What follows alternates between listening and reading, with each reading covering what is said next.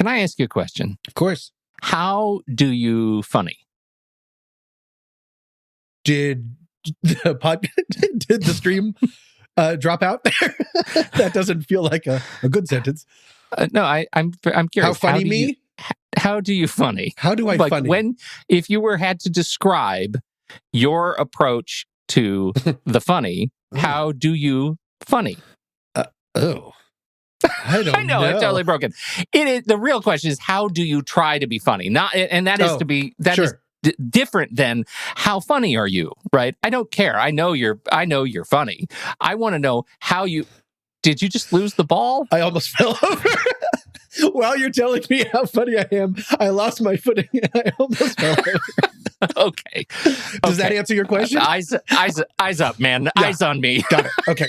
How do you approach humor? How would you describe your approach to just day to day? I'm not talking about when you're writing scripts. I'm not talking about any of that. I'm just talking about like day to day. I think I've had to think about this once before. Someone asked me, and the best way, because it makes me very uncomfortable to answer, because then I have to admit that I sometimes think I'm funny, where I feel like I'm just like barely hanging on all the time. But I think what I mostly do is I take a concept and then throw it into the absurd. I push it as far as it can go without breaking or break it. And that's like the least funny answer that anyone can have. But that's what I think my personal thing is: take it and then push it really far, so it almost doesn't make any sense anymore. Yeah. I bring this up because it turns out that how you funny there is a spectrum on how your funny can help your mental health. How you're okay. Yeah. Yes. Interesting. And I would like to tell you about that. And in order to tell you about that, I have to introduce you to two things. One is the HSQ, the Humor Styles Questionnaire. Have you ever heard of the Humor Styles Questionnaire? No. It exists. And see if you can guess who invented it. And I'm talking about like a people of the world. Oh, Canada. Right? Don't we always say that all the funny people come from Canada? All of the funniest people come from, case in point, Schitt's Creek, please. Right. So look, University of Western Ontario, they're researchers and they created the Humor Styles Questionnaire. It's been around for 20 years, the HSQ. And now there is a place at the University of Colorado Boulder called the Humor Research Lab. What? Yes. That's the second thing. Did not know that. We went there. We did. Nobody ever told us, and I kind of think they should have, because how they refer to themselves at the Humor Research Lab is the acronym HuRL or HuRL, which is amazing. Is that real? It is a real thing. Thing. Peter McGraw, PhD. He's the director of the University of Colorado's Humor Research Lab, HuRL for short. He also wrote the book Shtick to Business, a book about using humor to get ahead. And he actually talks about the HSQ as a tool for the introspective person to make positive steps in their lives, right? So, the way he describes it is, you don't have to learn music theory to become a better pianist, but it kind of helps. And so that's why he is a huge proponent of the HSQ, and it has defined these 4 approaches to humor, right? And I would like to go through them with you one at a time briefly and see where you fall on the HSQ. Okay. Number 1, the first approach to humor is aggressive. This would be sarcasm and teasing. This is like, why is it funny when you keep stubbing your toe, right? Laughing at someone else's expense. That is aggressive humor. How often do you find you do that? I think you and I have talked about this. I think this would be classified as punching down. Right. I don't think that I truck very much in that. Sometimes I'll do it like if we're playing virtual poker and like I'm one of the guys, but very rarely. I don't truck in like being a bully. If anything, it's the opposite. I truck more in self-deprecation. I'm terrible at trash talk for that very reason. I'm terrible at it. And I don't find the Jackass movies funny. I find them really problematic. You know what I like about them? The camaraderie. They're so nice to each other. I like that. I like it when everyone laughs together. Yeah. If that didn't happen, then I wouldn't understand, because then it's just Yeah. like eating wasabi in your nose and throwing up. And I'm like, terrible. Okay, great. And then I said, what's his name? I saw this interview, and he's broken his eye bones around his eye so much that his eye could literally fall out at a moment's notice. I can't. Probably Steve-O. I don't deal with that very well. Anyway, number 2, Yep. Tom, self-defeating humor. You are making fun of yourself for others' amusement. 100%. Have you heard this podcast? Yes. I am so embarrassing on this podcast. My father has every once in a while been like, like future employers like might listen to the podcast. Like, do you have to share everything? Or he's like, why don't you talk about like how you got a cum laude in college? And I'm like, because I don't have anxiety about that. That was okay. I did good there. Yeah, Who needs to talk about that? Yeah, that wasn't me looking at a flat squirrel and throwing up at 8 in the morning. Callback. I don't know if I can move on. Anyway, okay. That's self-defeating humor. Okay. The third is affiliative humor. What's that? Yeah, this was interesting. This was news to me, Tom. Affiliative humor is telling jokes and bantering with others. Oh, sure. So, over the last 18 months, you might recognize you've had very little affiliative humor because who's been hanging out with people? Right. I don't know. Shrug. Yeah. So that's very much the sort of, you go to comedy sports, right? You go to a comedy club, you hang out with people in social situations, right? It's banter is involved. That's the third. And the fourth is self-enhancing. Oh. Ooh. I know. Okay. Mm-hmm. All right. A general humorous outlook, as described by the HSQ, able to see comedy in most situations. Sure. Self-enhance. Okay. Why is that self-enhancement? Okay. That makes sense. So like observational comedy? Observational comedy, the way it's described is being able to make yourself laugh, like seeing something or thinking about something funny and finding yourself able to spontaneously laugh about it. Okay. Yeah. I have a lot of that in my life. And I bet it's heightened or enhanced self because of the pandemic. Yeah. Like spending so much time alone. Right. Well, and this is the number three and number 4. Like, you've had very little of number 3, but number 4, you've had a lot of practice, right, over the last 18 months.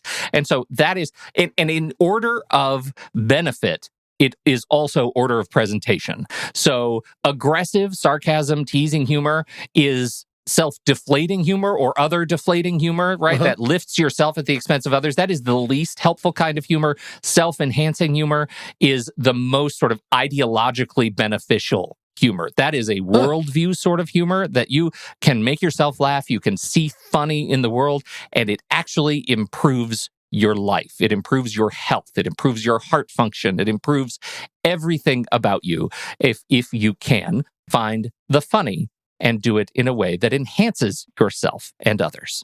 I love that. I do too, but it does bring up an image of if you're able to like look at something and make yourself laugh.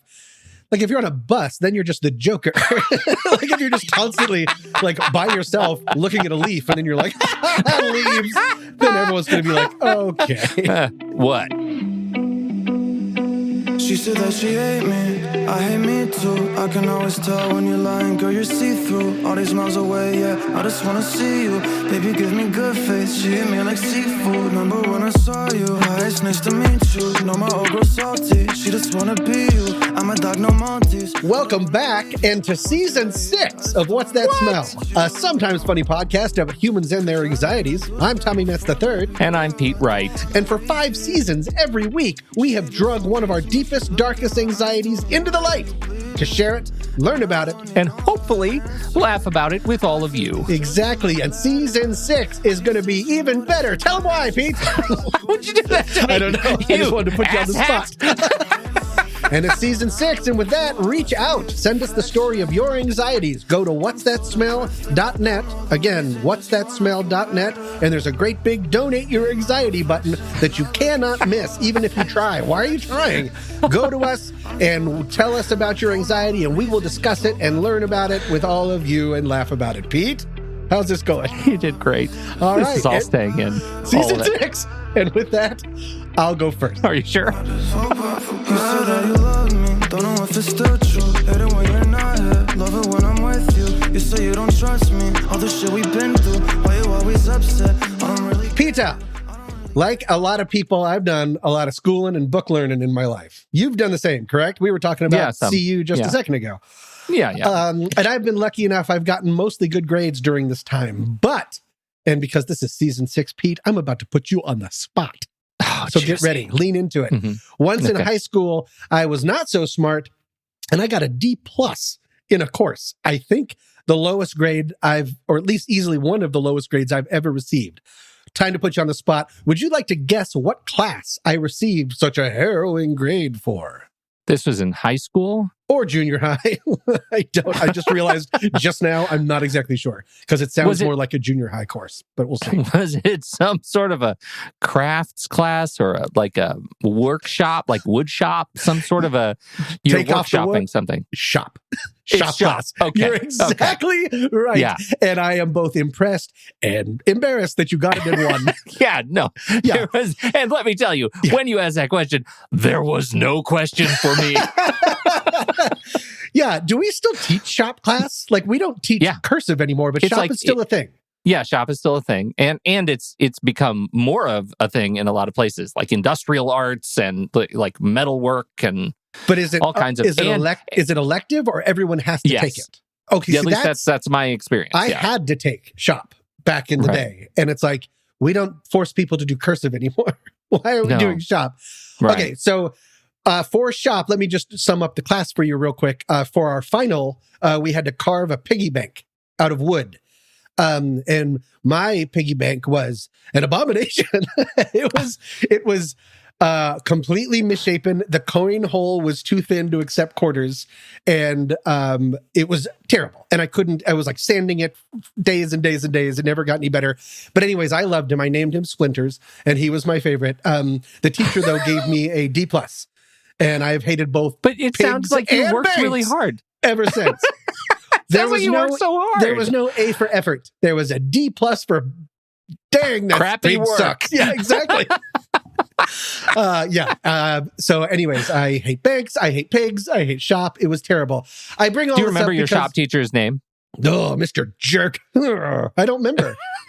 But I find that interesting. That is interesting. I remember he was a man. He was missing fingers. Just kidding. That's like such a cliche. He was covered in blood. I don't think he was a shop teacher. I don't remember his name, but now I want to look him up and see if he's died. Okay, I bring all this up because it relates to an anxiety I've always had. It's something that makes me anxious. I've been able to sort of embrace it about myself to a certain extent. Again, this is the self-defeating part of the HSQ. But it's something that makes me anxious because I feel like it makes me less of a traditional masculine figure. And because advertising tells me that it's a sexy and important skill, for lack of a better phrase, I'm anxious that I've never been handy. The basic idea of being handy, the closest I could come across the internet is a fear of power tools, which is who cares? Triple-ophobia. No one knows what that word is. But that's impossible, and I'm not going to say that. So I'm just going to say fear of never being handy. No one's ever accused me. No one's ever been like, oh, Tommy will fix it. No one has ever said that. I would like to turn it over to you because I want to explain a little bit more about my relationship to not being handy and how that exists in my family. But how do you feel about this? Have you ever had any ill feelings about it? Has it ever made you insecure or anxious? Or do you consider yourself a very handy person? I don't put you in the same category as me because you're so technologically savvy. That's a version of handy. Oh, I'm very uncomfortable right now. Let me just... So, we get cold winters here and things freeze. And one year, my wife and I were both here in the house as the weather started to warm and we heard a boom in the garage. And you hear that all the time here because as things thaw, if you forget to turn off your external water bib, I don't even know what that is. It'll blow. The pipe will blow if you've got these old copper pipes. They freeze and then they explode as they thaw. And then you have water coming out of the house, the water vane everywhere. And in this case, ours blew in our attic and it flooded out into this, coming through the drywall onto the cars, like the attic is flooding. Oh my God. And my wife picked up her phone and called our friend, another Tom, notably not you, because you and I, as it turns out, are in the same boat, and she's standing right next to me, and she says, "Hi, Tom, I need help. We just blew a water pipe, and I don't know how to turn it off." And Tom said to her, "This is what I hear. All I hear is her say that," and then she says, "Oh, Peter, yeah, I mean, he's here." Oh, you know who's also here? At the end table. Yeah. Both are going to have as much impact on the flooding. As useful as I am. So I have, by necessity, gotten better at by being a homeowner. So I can replace a toilet. I can replace a sink. Like I've learned to do all of those things. I know those mechanics, but I was never taught those things when it would have cemented for me handiness. Right. My shop in the garage is a giant pile of Home Depot trips. Like there are still receipts from years past attached to various wrenches that I've bought for just single purpose. Like, here's the thing I need this size for. I'm going to go buy that thing. And then you forget that you have it, so you go back. I go buy another one. I'm not handy. I am not handy. I am accidentally successul at many of the things that I've attempted in my house. Yeah. You've replaced a sink. Unfortunately, you were trying to build a table. So it was sort of a win-lose. I don't know. Like you just have like 3 sinks in one room. Do you know what the worst part is I have discovered like incredible epoxy cements, right? Ooh. And that has become a real go-to where other people might actually fasten things together properly. I just slather them with industrial adhesive and it eventually just holds. And so don't sit on it, but it looks fine. Yeah. There's enough duct tape will not fix. My entire house is like a Hollywood backlot, man. Like, don't lean on a wall. It's all flats. Everything could just come down. That's amazing. What you said about how your garage or your shop thing is just a bunch of receipts reminded me, my father, I was never taught how to be handy by my father. My father is a very intelligent, very successful person, but in his own words, he's always said there are 2 things in his toolbox, a hammer and a checkbook. Yeah. He has never, and so I wasn't passed down any of that stuff. On the other side, though, is my mom's family, and my uncles, and both of my uncles and my late grandfather were and are extremely handy. My Uncle Lou refurbishes old cars and like actually has like a little dishcloth just for stains that he throws over his shoulder. That's some prime. It's probably not a dishcloth. I'm so not handy. That's not great, but aspirational figure. Right. I can see really looking up to a guy like that. Totally. He's just always got grease. And then my Uncle Jay is the kind of guy that can just go like build a deck. Yeah. Like he's got a guy. I'm just going to be your guy who will build a deck. Meanwhile, like whenever I go into Home Depot and I smell lumber, like I desperately I need an adult. I'm like, why? I can't. There are certain things when I just can't. Like, no, I go to the first person that I see, and I see, how doorknob work, and then they figure, Right. And now I go into Home Depot and the people are weirdly starting to get younger than me that are helping me. That doesn't help. It's not like the grizzled old carpenter who is now biding his time helping dumb people like me. Right. It's now people who could be my children and they're saying, yeah, you don't know how that works? Really? I'm like, don't judge me, son. Yeah. That's not a good color for me. No, that's right. No, and that's going to get worse and worse. And I still live in an apartment. So when things break here, I have someone come and fix it. Yeah. And so I'm not learning, like I'm not moving forward. Yeah. And so, lumber. One thing about Jay and my late grandfather, though, they were so handy that it became like a competition against not each other, but the world. So whenever they would get something, they would, and Jay still refuses to look at the directions. They put everything out on the floor and then they spend like a couple hours like figuring things out and then they put it together and it's wrong.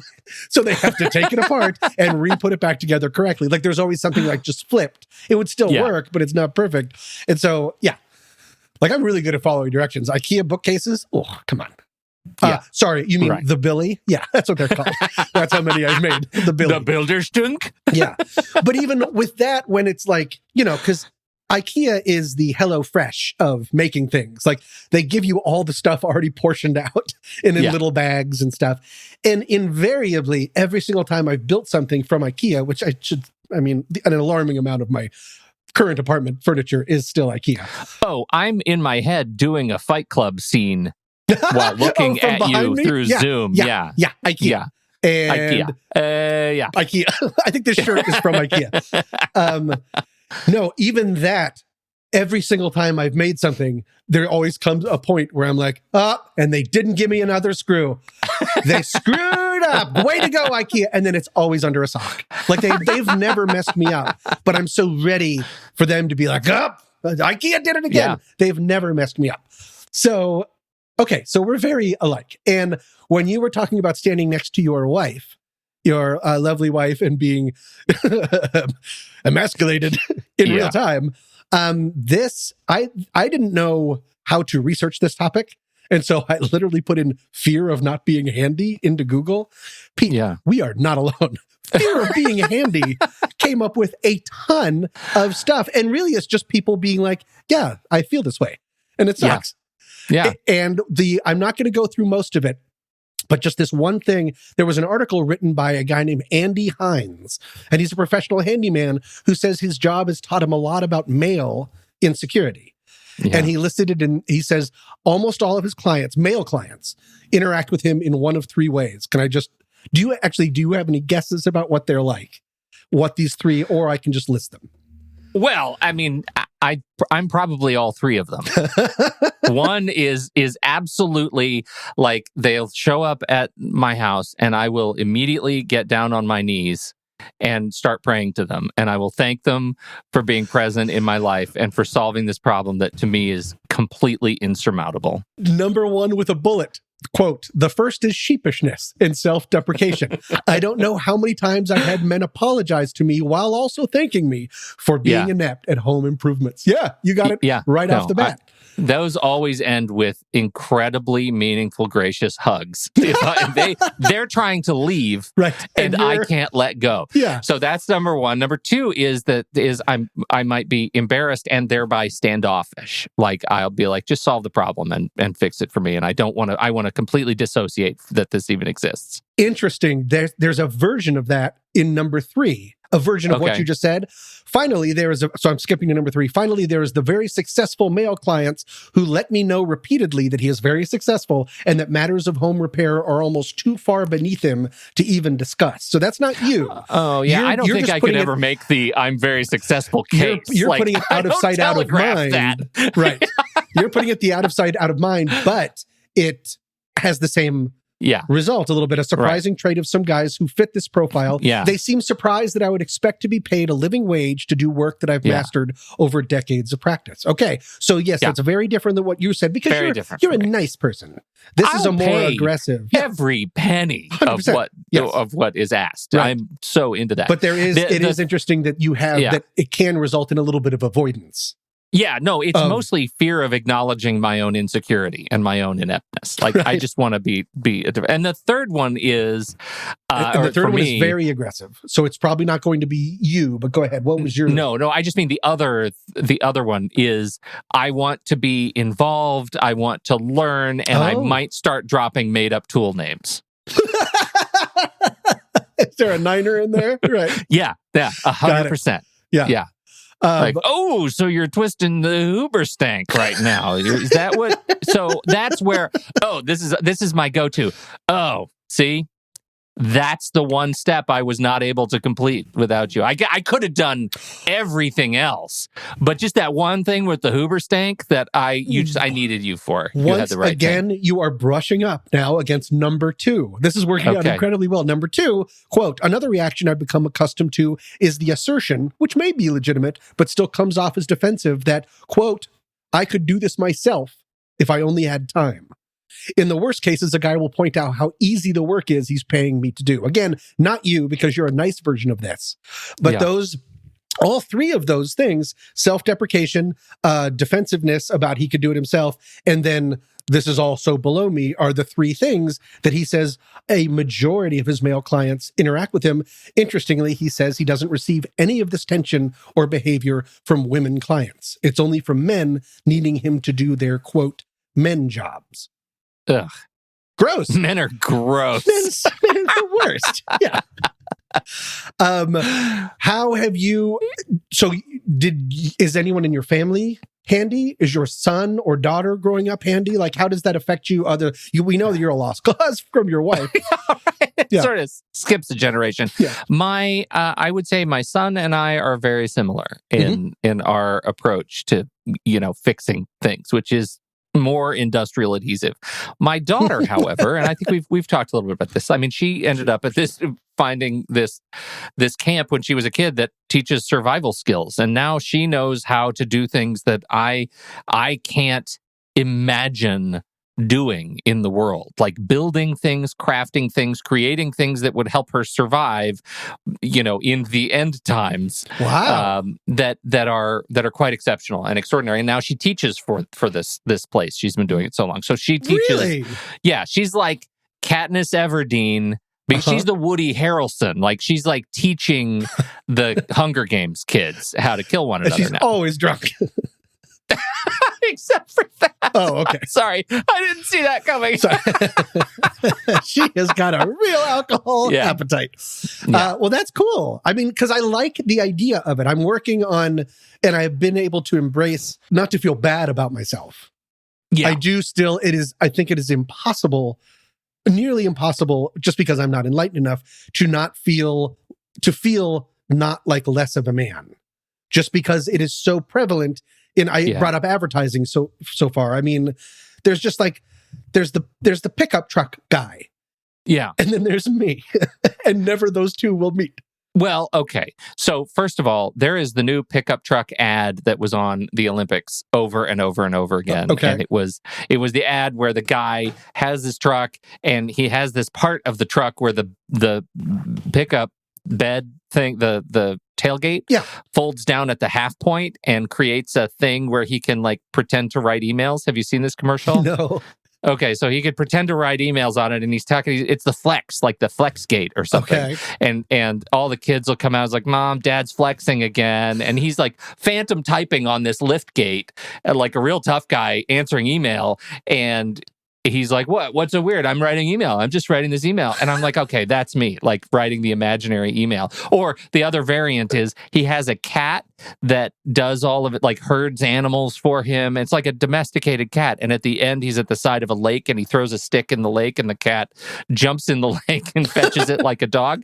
And it's a very funny thing, but it's like weird flex. That's the whole thing. I'm that kind of truck owner. I don't even own a truck. I wouldn't own a truck right now, but that's it. It is like I'm the pretender. That's the whole story ends in pretender. Pretender. That's me. Got this it. guy. Okay. Two So thumbs, that's this guy. That's in addition. Yeah, because like what I was saying, you still feel that draw, even though you're able to see that it's irrational and there's no real reason for it. I would say this: there is nothing that feels quite like replacing a toilet and flushing the first time, right? Like taking it from the wax ring. Like when I learned to do that, I wanted to replace all the toilets. Just because you know how to do it now, right? Because I did it and it didn't leak, and it took a day and 7 trips to Home Depot and 3 replacement wax rings.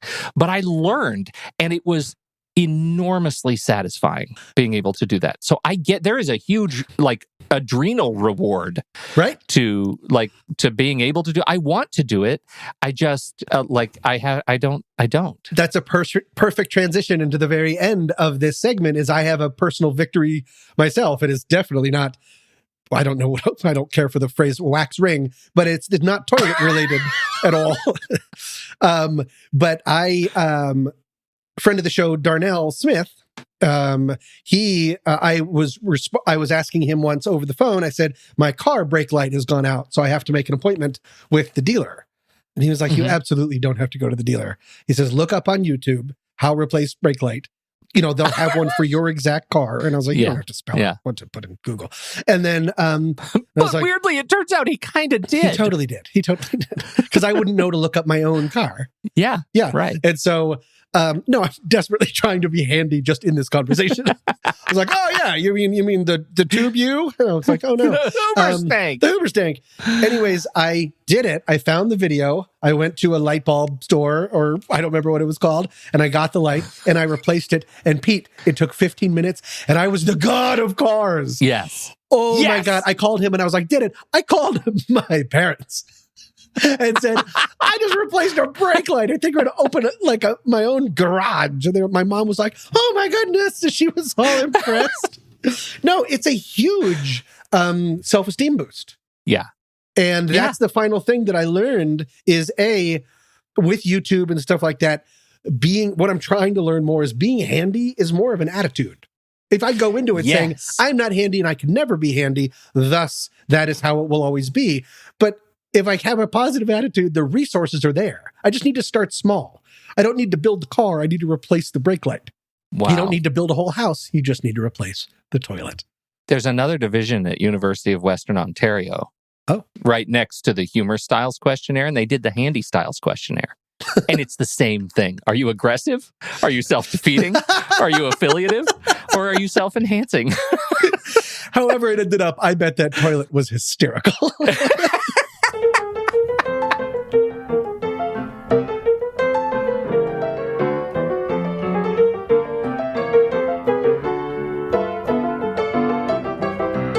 In many parts of the world, adding a tip to a bill is a customary way to say thank you for good service. In April of 2018, Olesja Shemjakawa learned that tipping can also be an accidental life changer.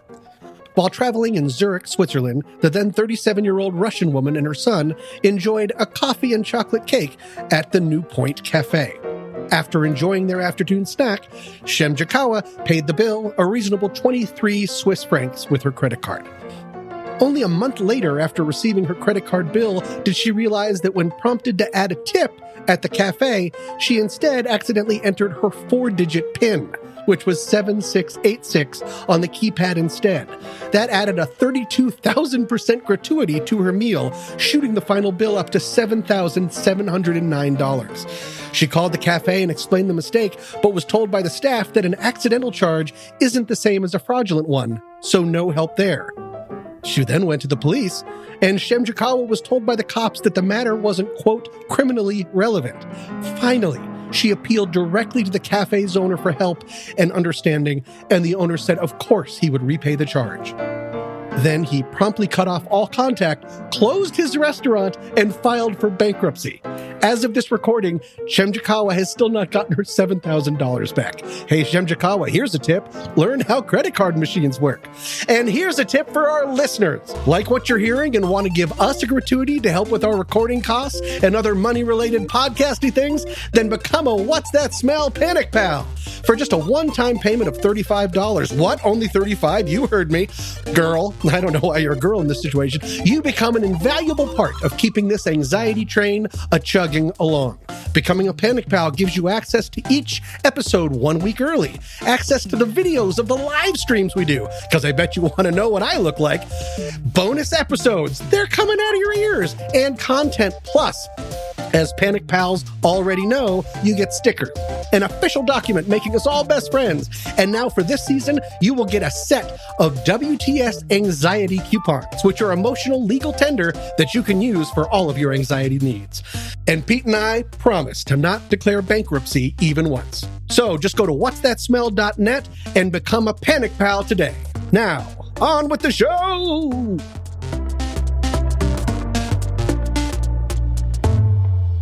Hi, Tom. Oh, hello, Peter. Have you ever had a job that put you in some sort of place of authority? Yes, very much so. I directed a film. Yeah, not that. We've already talked about that. I'm talking about other than that. Authority. Well, sure. Yeah. With Young Story. Yeah, I've had to do a lot of different things. Do you ever notice anyone looking at you and telegraphing some sort of sheepishness to approach you with a problem? Meaning I see people being hesitant to come to me? Yeah. I don't know. I don't know if I have. I tried. I think that they think that I don't know what I'm doing.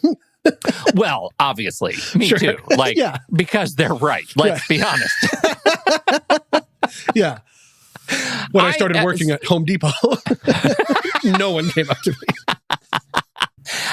For me, I think it started when I was a conductor on the Manitou and Pikes Peak Cog Railway. Have I been through this story with you? We have. Okay. Everyone threw up. Everyone threw up all the time. Yep. And that led me to my very favorite Vauban stories, because Vauban, that's a real podcast hit. Yes. You know about Vauban. No. But today's anxiety got me thinking about my experience in, like, I was a dumb kid, and I was wearing a blue polyester shirt with a name badge on it. And mostly my lived experience of that was just I'm hot all the time. But I do have this memory of, occasionally you'd have people who are like, I want to ask you a question, or I need help, but I'm embarrassed to do it. Oh, yes. I have been through this. Do you know what I'm talking about? I just saw pictures in my head of people. Yes.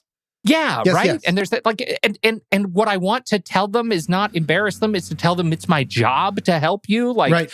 I don't want to demean you or do anything about it. It's my job to help you, and then they might throw up, and then I have to clean it up. That's also my job, and it's not to make it. But you don't have to hide it from me, because it's about, like, I want to help, and yet there is this pervasive feeling of anxiety that is being telegraphed that they're somehow scared to talk to me. Right? Right. And that brings me, Tom, to today's listener submission. Oh, I forgot that you had listener submission. Excellent. You didn't know what I was doing. No. You thought I'd come completely off the rails. Completely. I thought this was, you were teaching me how to fix a toilet. This is perfect. Right. I'm going to stop saying it. Listener submission today is from a person who writes, I am terrified of asking a waitress for anything. Oh, me. Wow. Me. Can I get a little extra ketchup? My head. No, shut up and eat your dry fries with a smile. This person did not ask to be kept anonymous. This comes from listener Marley. And so thank you for writing, Marley. And so, wow. Like my first, when I approach this, my first thing is, okay, I get it. And I chalk this up to social anxiety first, right? Feels like just like fear of that. There's a dose of fear of authority in there. Yep. And I think probably that third line really screams fear of rejection, right? Like, yeah, just don't want to deal with it. And so I thought, okay, I've locked it up. Yeah. Well, because I think that there maybe is something else going on too. Because I know there is for me, but I don't want to throw you off the rails. What do you think? Oh, no. Tell me. What do you think? I think, because I also have that fear sometimes where I don't want to, risk about over asking. And it's because I feel like sometimes I am paying the psychic price of seeing other people be so horrible to serve. That's really interesting. Either in the flesh, or I have so many friends that have been servers that have been treated so terribly. This is slightly related, just because this will be proof of how I feel, this empathy kind of thing. Something I cannot stand. And 3/4 of my friends do it. 3/4 of the people in my life do it. And I've never told them that I hate it. But I can't stand. Am I one of them? No, I don't think so. But we haven't gone out to eat in a long time. Yeah. And this is my own hang up. Like, I'm not saying I don't like it when people, when they're ordering food, say, yeah, I'm going to do the hamburger. I'm going to go with the blank, because what I've always said, and no one taught me to do this, or maybe my parents did, is say, may I please have the blank? I'm asking for your help. Yes, it is your job, but you're going to be the one giving the order, bringing it to me. You're doing me a service. So I'm going to go ahead and do the salad. You're going to go ahead and eat in your car, dick. So no, that's... What about like, I'll take or I'll have? I mean, I sometimes, I'm so nervous all of a sudden. I think I do that, but I think everyone does. Again, I'm saying it's a hang up on me. But I have the same anxiety. Like, I'm really nervous about, there is a sort of performative aspect to ordering where, one, I kind of want to be a little bit of a showman and because have some humor about it, because I want to build a relationship with the server, right? I want to do my part in our relationship. And then you immediately mess up. You're like, I'll take the menu, please. Damn it. No, right? Why is it covered in butter? And so and then I also am like overboard with the thanks. Like, thank you so much. I really appreciate it. You look really busy and you're amazing and I love you. Yeah. And do you want to come home with be a part of my family? Do you want to take my family? Whatever, what works for you. I'm not going to tell you how to do you. Yes. Right. Yeah. Okay. That is a really interesting bit of anxiety at work there. And I didn't know this. And now I feel horrible. So let me tell you what I did. I thought I had this on lock. I thought I know exactly what all this is about. I happened to be having a conversation with our mutual friend of the show, and fellow podcaster, Dr. Dodge Ray. Oh. By credit. He is a psychotherapist. Yep. And does this for a living. And he helps me understand things when I don't know how to classify them. And clearly, I was on the mark with some of this. I said, this is what we're dealing with, and I am curious what you think. If somebody approached you with this, and he says, okay, I'd like to introduce you what we in the trauma business call capital T versus small t trauma. Oh, okay. I know. I like it. Me too. Okay. I'm feeling so good about this.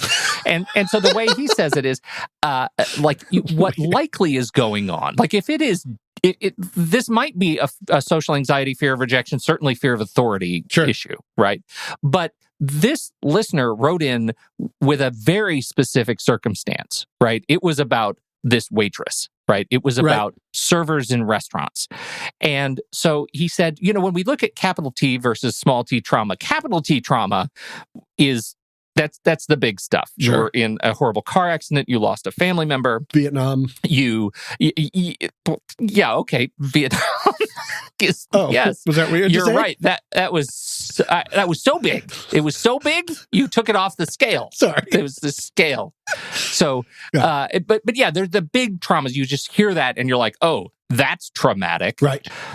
Small t trauma is what we're talking about here. And he says, what I would want to know is, was there an experience that this person had specifically in a restaurant or in their relationship with their parents, or or their relationship with a past friend or a server who was really rough on them in a restaurant or something like that, right? Because that, feeling any sort of shame in the way you live in a restaurant, the way you order, the way you do anything, feeling any sort of shame might feel inconsequential in the moment and a month later become small t trauma.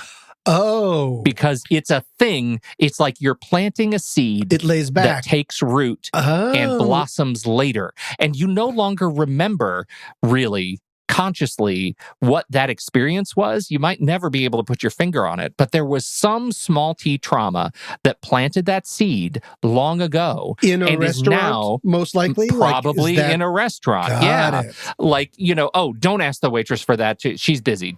You don't need any more ketchup. You're fine with what you have. You're fine with what you have. Like those kinds of dismissive sorts of language, or a waitress that's clearly harried and really struggling with their area, right?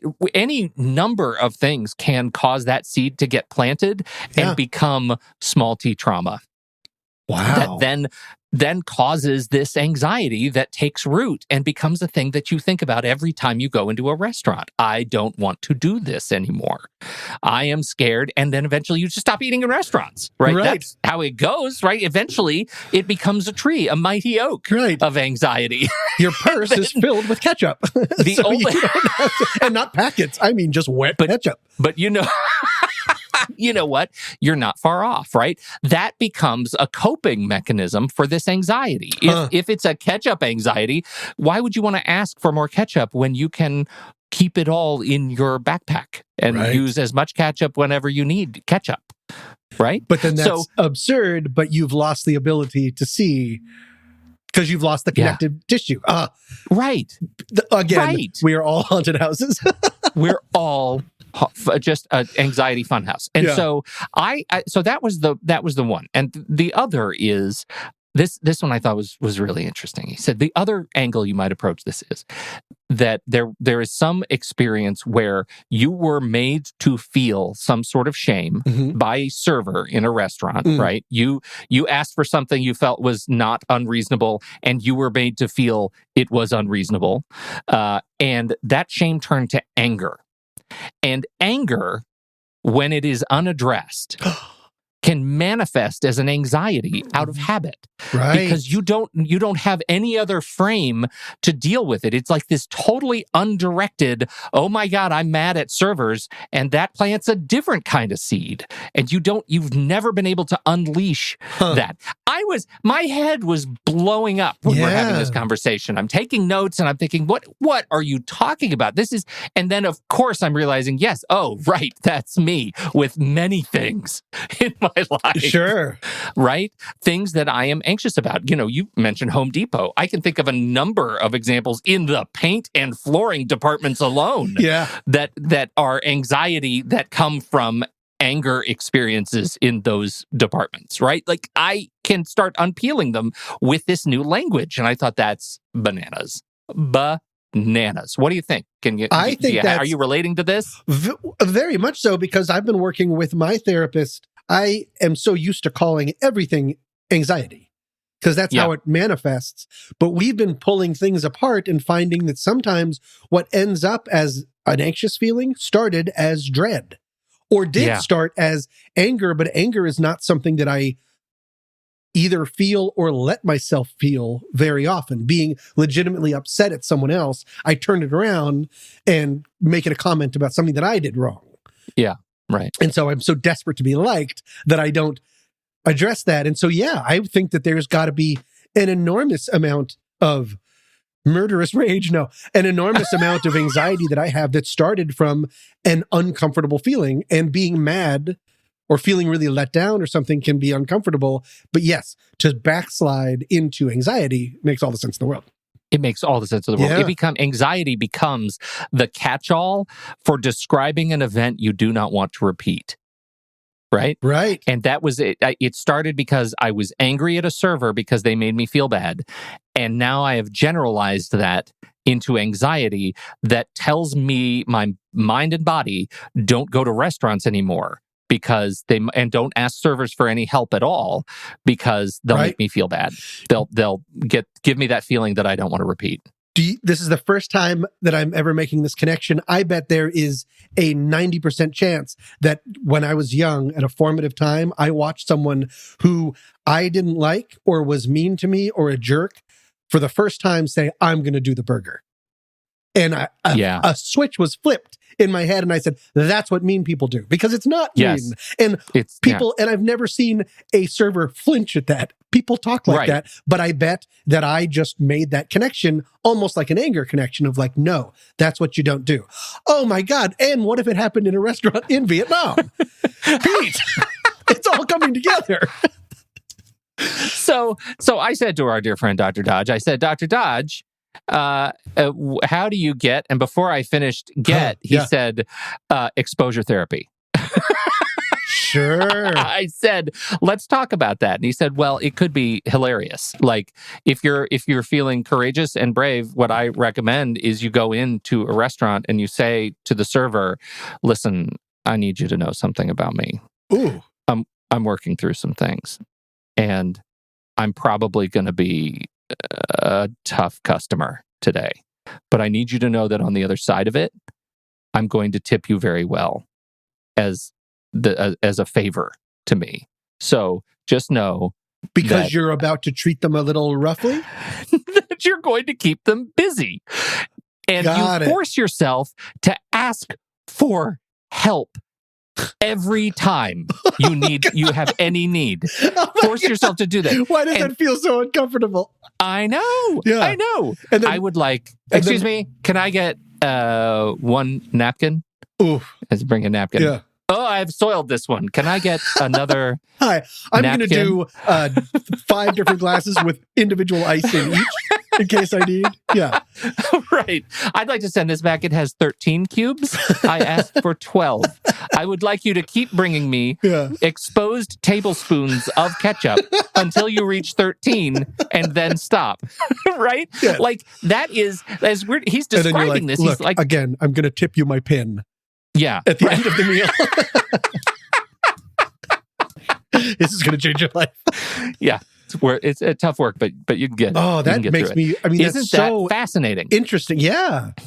And you have to force yourself to get over the hump. And that's what we've talked about it for 5 straight seasons. Right. Exposure therapy. But this one could actually be kind of fun. And let me remind you, just like it was my experience at the Cog Railway and Tom's experience with young storytellers everywhere, it's their job to help you. It is a fair exchange. You tip them well. They want to help you. Well, they might not want to, but they're paid by your service there to help you solve problems and enjoy your meal. That's the value proposition.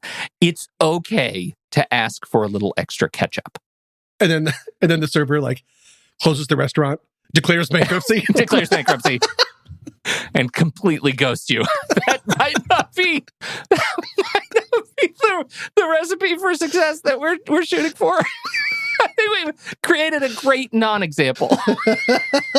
Anyway, Marley, thank you so much. Thank you so much that for submitting so that relatable. Request. That is great. So relatable, and frankly, it allowed me to think about an angle on some of these things that on capital T, small t trauma. Yeah, that I had never really considered. So I really appreciate that, Marley. Thank you so much for being a part of the show. I'm so depressed and I don't know the reason, just wanna feel better. Thank you all so much for joining us for this episode. This week's tune is Hope I Feel Better by Teo Laza. Coming up next week. You get this little emotional boner when you spend your skin money. All right. Okay. We're not talking about skin money and boners. You're fine. You're doing great. All right. So sort of you can call it dog face floor and it's still going to be 13. I would definitely avoid dog face floor. That doesn't, and I would avoid that whole hotel because I'd be like, what are you doing, Comfort Inn? Thought of as the so much about guest. what you're talking about right now. I have no idea, but little bag of silver, I don't even know what that means. You and I come from very different places. Sorry, Judas betrayed Christ for a bag of silver. Okay. And all right. Like a real jerk, brought it to the Last Supper, said Da Vinci. Know your place.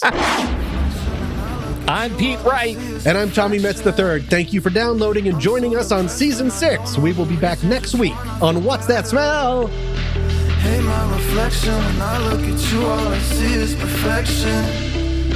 I'm so depressed and I don't know the reason, just hope I feel better.